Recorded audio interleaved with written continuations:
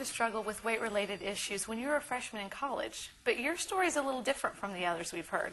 Will you share it with us? Sure.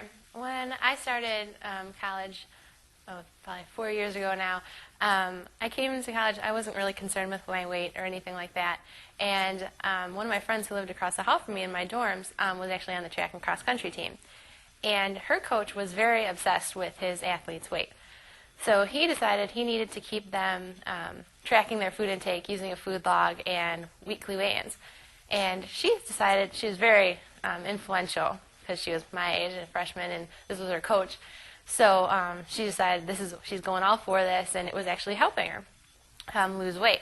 So I'm like, oh, well, that sounds like a good idea. I'd like to see what I'm eating. So I decided to do the same thing. And over time, I started writing down every little nitpicky thing. And then I started to add on calories in addition to just writing down my food. Because I had this little book called like Calorie Requirements of Food or Calorie Intakes of Food. So I just started tracking every little thing. And then every day I started adding up all my numbers, and I'd get something like 1,600 calories a day. And I'm like, oh, that's all right. And then I started thinking, well, 1,000 calories a day would be much better, because that's a better number. So I started eating less and less. And once I got to 1,000, I'm like, well, shoot, if I can eat 1,000 calories a day, I can eat less than this. So it became the daily goal to eat as little as possible. 800 calories a day I thought was great. So the weight started coming off, and I was a pretty active person. Our dorm had a gym, so I would go down there all the time and just obsess over working out, eating nothing, because since we were in a dorm, we had a dorm cafeteria, and it was a great place to really be able to control what I was eating. So there was a scale down in the gym, and I started weighing myself, and I noticed, wow, this really works. I'm losing weight. So I just kept obsessing with that scale. I'd weigh myself every day, every time I went down there, and the weight just started coming off and coming off and coming off. And it just became like an obsession. But you developed some other obsessive habits, too. Yeah.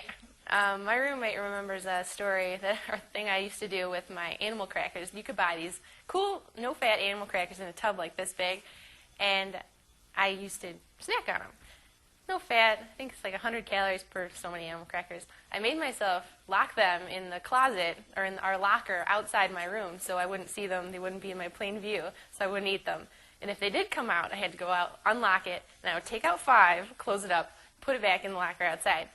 That's with that. And then saltines was another story. Saltines, she says I would never eat more than 3 saltines at a time because that was just too much. And if I ate more than 3 saltines, I was just mad at myself, and she thought I was nuts. During this time, wasn't your body signaling you that you needed more food? I was hungry all the time, and it was I would just try and find more and more tricks to ignore my hunger.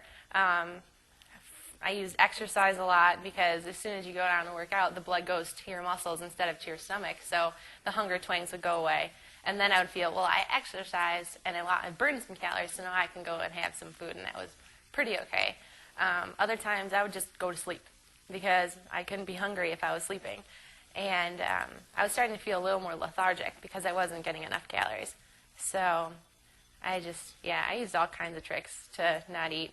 Hot chocolate, I drink hot chocolate, really bland hot chocolate, like 1 teaspoon per cup of water, so it has some flavor, but it was not good. So when you returned home for the summer after that semester, and you were in a different environment, how did things change?